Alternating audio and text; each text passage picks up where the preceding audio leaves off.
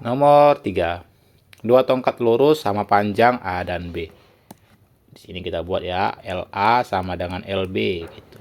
Misalnya L terbuat dari bahan yang sama.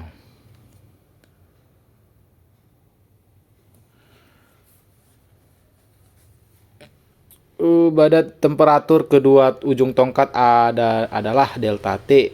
Beda temperatur kedua ujung tongkat B adalah 2 delta T. Jadi kalau kita perhatikan, kalau yang A itu misalkan ini suhu di ujung 1, suhu di ujung 2. Nah, beda temperatur untuk tongkat A itu antara kedua ujung ini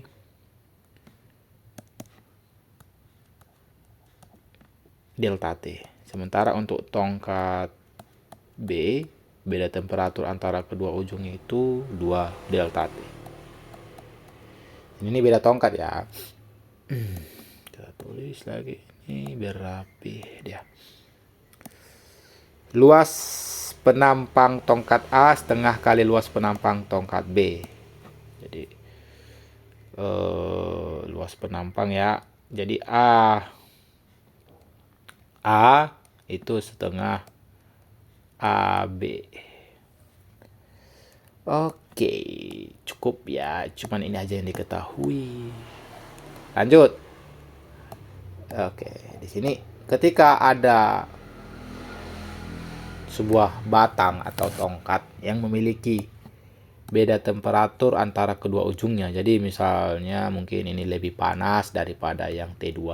Maka kalor akan mengalir dari ujung tongkat yang bersuhu panas menuju ujung tongkat yang bersuhu rendah.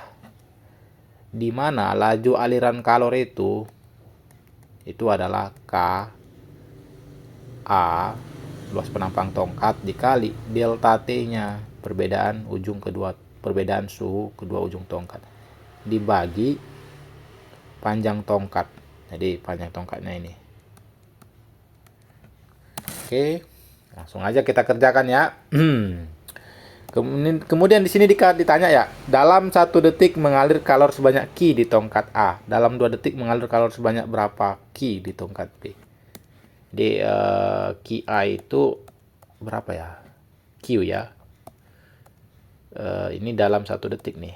Ini T 1 detik. Ditanya QB berapa? Berapa Q berapa QB-nya? Dalam 2 detik. Oke. Karena kedua tongkat itu sama jenisnya, maka nilai K-nya akan sama. Kayak ini apa, Kak? Konduktivitas termalnya akan sama. Jadi kita cari dulu nih konduktivitas termal QB. Maksudnya tongkat B. Dari mana kita bisa cari itu? Dari informasi tongkat A, karena konduktivitas termalnya sama. Langsung saja ya. Ini tongkat A, kita fokus.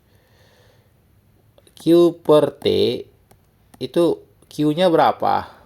Q kan, dalam 1 detik katanya kan, berarti Q per 1 untuk tongkat A. K A-nya berapa? A-nya itu 1 per A-nya kita buat A aja deh.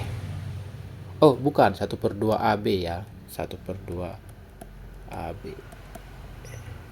Delta T-nya berapa? Perbedaan ujung kedua tongkat ya, delta T. Dibagi panjang tongkatnya berapa? L. Jadi Q sama dengan K AB delta T per L. Oke. Cukup gini aja. Tapi kan kita ingin mencari nilai K, Kak. Sebenarnya bentuk gini aja boleh. Kenapa? Nanti ya, kita coba ya. Nanti ya. Nilai K juga boleh dicari kok, tapi bakal lama. Sekarang tongkat B. Berapa kalor yang diterima dia selama 2 detik? Berarti QB per T ya, masukkan rumus ini. Sama dengan KAB ini ada duanya deng ya kan, ini kan 1/2 berarti di sini duanya turun dikali perbedaan ujung kedua tongkat B 2 delta T dibagi L. Itu dia. Nah, kalau teman-teman perhatikan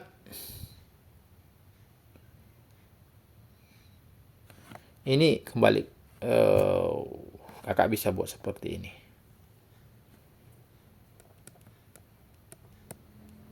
Itu. Oh, tidak usah deh.